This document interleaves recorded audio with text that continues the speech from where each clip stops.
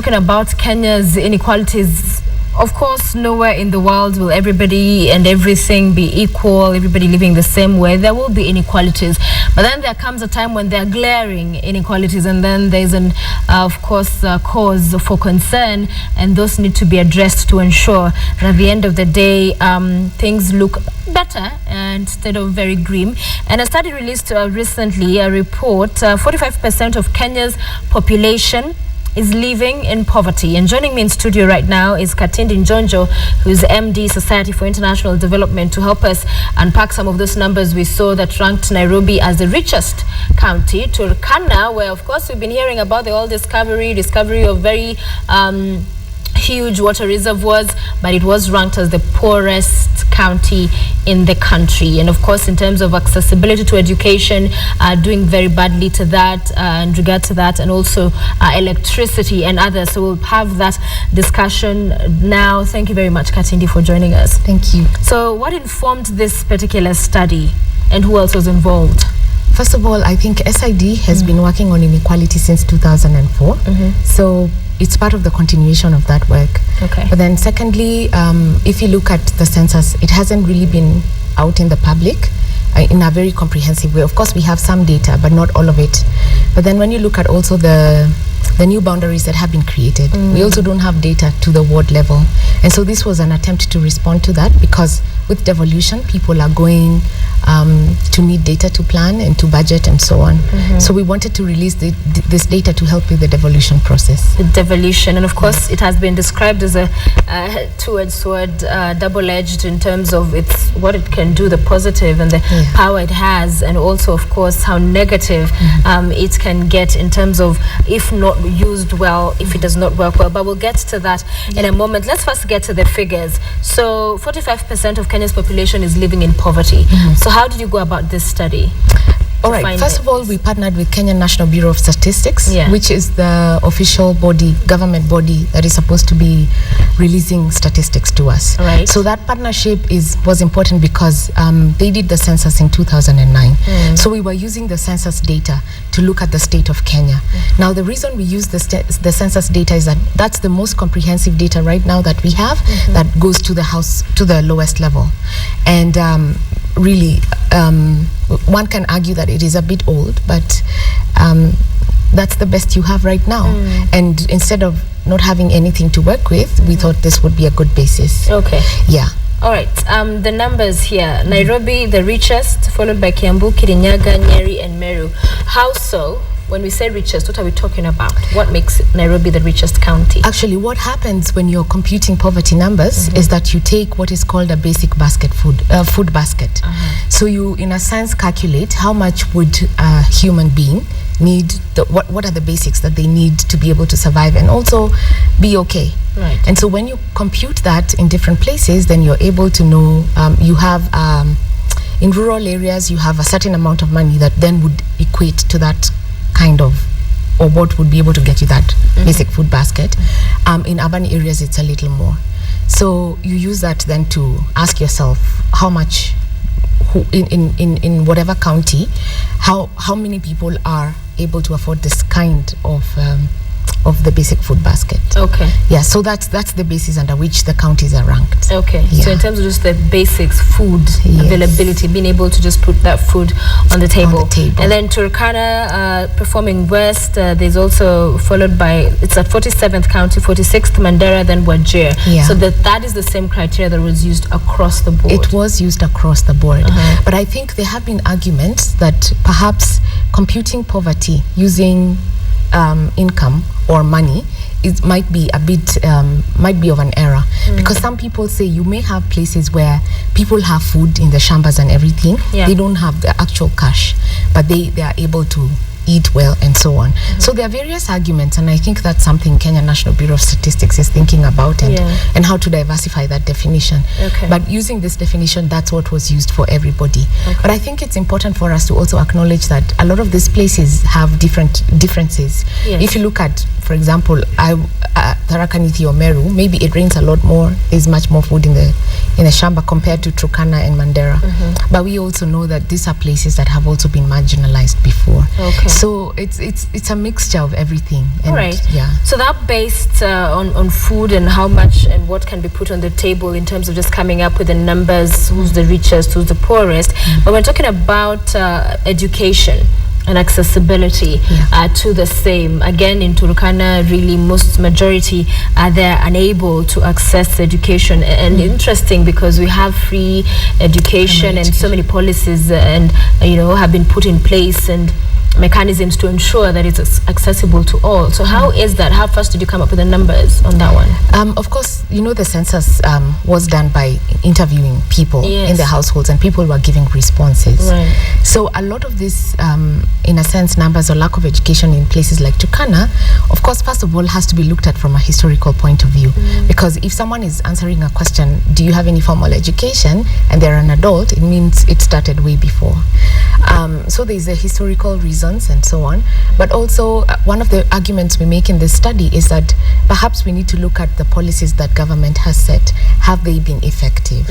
And as we go forward, what can we do to set policies that then have a direct impact on people?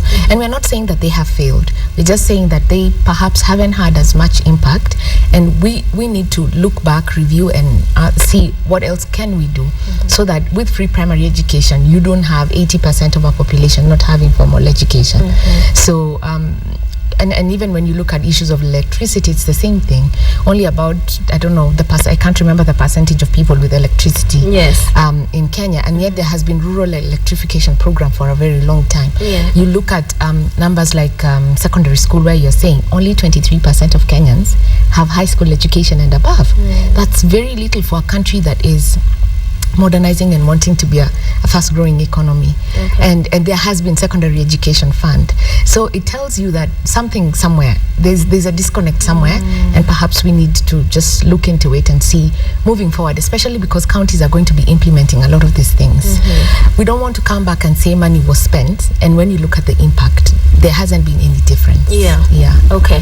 So in as far as this, because for especially education, just to focus on that a little bit more, everybody thought, free primary education, good news, then we'll see everybody being able to go to school, the children. But when we see these numbers, that majority are still not going to school, or quite a big number are not. The other question also that comes in is, even with this kind of education and what you're talking about, the disconnect is putting up mechanisms to ensure that also that education is quality. So that at the end of the day, you're not just in school sitting or under a tree, and we've seen that happening in parts of the country, but infrastructure, the classes, enough teachers, because we've seen classes with one teacher and 100 kids as well. So those are some of the disconnects you would say that need to be addressed? Yes, actually, it has to start much earlier, because we put emphasis on primary education. But notice that kids need to start learning when they're much younger. So the what is it called? The kindergarten and exactly needs to be the place where to start, so that as kids get to primary school, they actually have they're beginning to get that cognitive ability to learn. Because by the time, if you just take them on through policy in class 1, there's something here, there's a gap here that has already been created. But secondly, then you provide free primary education. But what then happens is that you have so many kids getting into primary education, but you don't have enough secondary school facilities to be able to transition these kids. So part of the problem and part of the reasons why we have such low numbers in secondary is because you even don't have infrastructure to accommodate the number of kids that are going from primary to secondary to secondary school. So that has to be done. But then, you also have something to do with kids getting pregnant, because this doesn't this doesn't normally come up in conversations. You have a lot of, by the way, the number of kids we are registering in standard 1 and standard 2 are so many, but the follow through to class 8, kids have dropped out. We have 19% of young girls dropping out and being mothers before the age of 18. Yeah, in fact, there was a story I remember 15. reading the other day. I think was it 12 or thereabouts, quite some number. Yeah. In one time, in one school, Exactly. were pregnant and had to, drop off. So Yeah, really and so it's a worrying. combination of issues. In Turkana, for example, if there's a drought, kids have to go out and hunt and go to, get water. So priorities for them change. Yes, it's they no have longer to change because it's education. about food. It's Yes. about survival. So do you go to school or do you get something to eat? Yeah, So yeah. a lot of these things have to be addressed, and they're all correlated. But unfortunately, when we think about education policy, we Yes. just think about it as a one-track thing, and it's not. It's not. Yeah. It's not just about going there ABC. There's Exactly. more to it and so Exactly. many more issues. Exactly. So how does devolution now come in? We have a devolved system of government. We have the counties, and of course all attention is on them. But some of the worrying things already early on, is the supremacy battle that's already now focus is shifting. The other day, and this is still unfolding, the National Assembly and the Senate, National Assembly calling for the scrapping of the Senate, and we had a Senate before 1964, and that was scrapped as well. So are we seeing focus, or is it that there's focus shifting from ensuring this works? And is it likely to work if in fact it's just left to take its own course? I think there definitely is a problem with the leadership, and I think a decision has to be made as to what's the purpose of these leaders. Are they to serve themselves or are they to serve the people? And I think unless that's made very clear by the administration, I mean, we are really locked up in a deadlock. And unfortunately, this is not about them, it's about people's lives. So it's quite unfortunate that they have to have those supremacy battles when people's lives are being affected. Yeah. But having said that, I think one of the things I have seen with counties, especially, and we can learn a lot of lessons from the CDFs of this world and what we did with that, is that a lot of the leaders think that development is brick and mortar, is about buildings. Because if you look at CDF and if you just do a review of CDF, the leaders who said they did something, a lot of them, it was about, I built a hospital here, or I built a water tank there. But and a lot of them ended up being white elephants because it wasn't planned with the national government. Yes. And so, for example, you do a hospital, but because you didn't consult with the Ministry of Health, they can't give you nurses and you can't employ your own, so it's closed. And actually, in some places, you have goats and camels Just going lying in there and having good shelter. Yeah. Which is unfortunate because then you have people who don't have health care in the same place. So we have to think about development differently. I once did a strategic plan for a certain constituency. And one of the things that was most interesting was their whole health budget was on building these dispensaries that were not being used. But when we did a review of the diseases, 90% of them were waterborne diseases. So where was the money supposed to go? And they did not have an allocation for clean water. They didn't even have a campaign strategy to help people start harvesting rainwater. Yeah. So, I mean, it's some of these things are simple, they're straightforward, but I think the mistake we make, I think, is that sometimes we think leaders also have all the answers. And they don't. And yet they don't. And of course they have to show that they know, and they cannot admit that they do not know because perhaps they feel they will lose credibility with people. But I think it's important for us to have an actual discussion about what does development mean for us, because again, I just go back to the counties. If you notice, a lot of counties have done what is called the investment forum. Nothing wrong with that, but I think an important note has to be made about not everything will be solved by investment. Investors, yes. You know, there has to be a balance between, of course, growing the economy of that particular place and providing very basic services. So you get a feeling that this investor conferencing and all this investment may be benefiting a few people, the elite of that particular area. Yes. And you don't see as much, Monachi. you don't see as much emphasis on projects that actually would alleviate poverty, would improve the livelihoods of these people. In Kitui, where I come from, or where my grandmother lives, let me say. And there are certain times where people have to go for 3 hours to get water. I mean, it would be so simple to just provide water for people, and sometimes that's all you need to do to just make a difference. Yeah, and other than what you're saying actually about just a lot of focus we're seeing with the counties going to investment, we've also seen the financial proposal in terms of law that are coming through to collect more revenue, most of them going into taxes, some very strange taxes we've seen and had debated as well, but they're all seeking to make all this money, but as you're talking about a lack of proper perhaps thinking through that yes, we are raising the money, but are we raising it at the expense of hurting the same wananchi who we are trying to help and make life easier for them? And that's a very interesting thing, because you're taxing people who don't have an income. Yeah, there's a section in the publication that talks about household incomes, and there's quite a sizable number of counties that actually are not able to have their population spending, a sizable population spending 1,400 shillings a month. Wow. And then you're going to tax those people? I know.